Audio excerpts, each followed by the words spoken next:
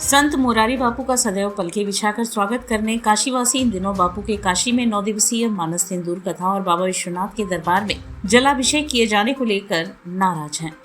यहाँ तक कि बापू का प्रतीक पुतला तक फूंक डाला। इसके पीछे इनका तर्क है कि संत मुरारी बापू अपनी पत्नी नर्मदा बा के निधन के 3 दिन बाद ही काशी आए हैं, जो शास्त्रों के अनुसार इनका सूतक काल है। लेकिन वे इस दौरान बाबा विश्वनाथ के दरबार में न सिर्फ दर्शन पूजन किए बल्कि 9 दिवसीय श्री राम कथा का प्रवचन भी कर रहे हैं, जो शास्त्रों के अनुसार वर्जित है।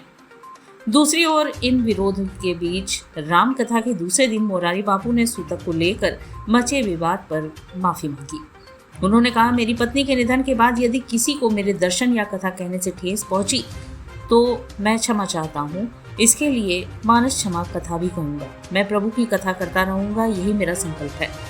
गौरतलब है कि मुरारी बापू की यह 958वीं राम कथा है, जो 22 जून तक चलेगी। पत्नी के निधन के महज 3 दिन बाद बापू ने बाबा विश्वनाथ मंदिर में दर्शन पूजन किया था, जिससे स्थानीय सनातनी समुदाय ने आपत्ति जताई थी।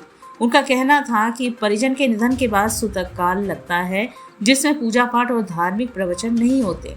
इस विरोध में कुछ लोगों ने 80 चौराहे पर मुरारी बापू का पुतला भी फूंका। जवाब में बापू ने कहा, हम वैष्णव हैं जो नियमित रूप से पूजा पाठ करते हैं, उन पर सूतक लागू नहीं होता।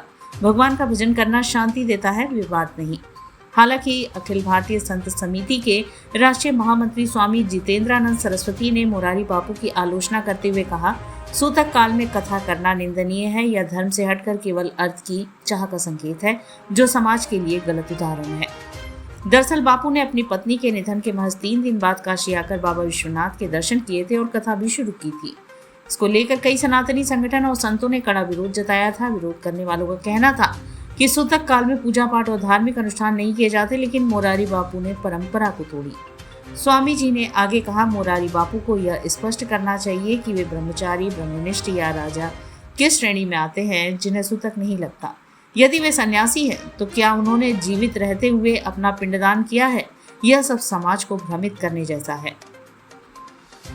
बता दें कि सूतक काल वह अवधि होती है जिसमें परिवार में किसी सदस्य की मृत्यु के बाद कुछ दिनों तक धार्मिक कार्यों को वर्जित माना जाता है। सनातन परंपरा के अनुसार इस दौरान मंदिर जाना, पूजा करना, कथा कहना वर्जित होता है। मुरारी बापू की ओर से इस परंपरा का उल्लंघन करने के आरोप लगाए जा रहे हैं।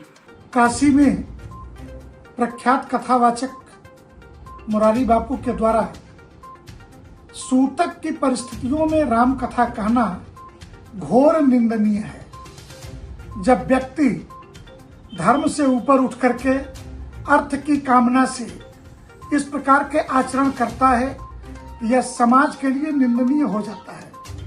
पूर्व में भी यह जानते हुए कि 32 प्रकार की अग्नि होती है, लेकिन उन्होंने चिता की अग्नि के सामने फेरे दिलवा करके विवाह कराए थे। तो मंगल को अमंगल से रिश्ता जोड़ना और उसकी गलत व्याख्या करना और व्यासपीठ पर बैठ करके अल्लाह मौला करना, यह आचरण शोभा नहीं देता है। व्यासपीठों की मर्यादाओं को बना करके रखेंगे तो ज्यादा ठीक होगा।